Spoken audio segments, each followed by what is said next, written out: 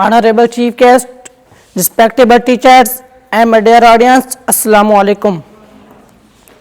Today, the topic of my speech is Kashmir issue. There are many issues which are threats to world peace. Kashmir dispute is the oldest, unresolved, and international dispute in the world today. Pakistan considers Kashmir as its core dispute with India.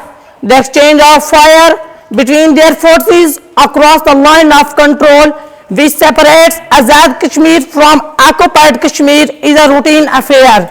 Know that both India and Pakistan have acquired nuclear weapons, potentially the possibility of a third war, and cannot be ruled out. These brutalities have been documented by international and even Indian human rights organizations.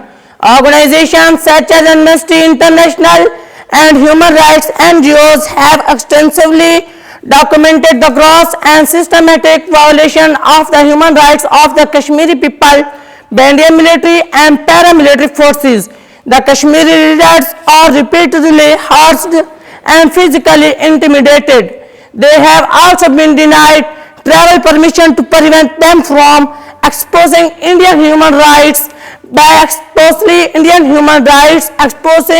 by paramilitary forces.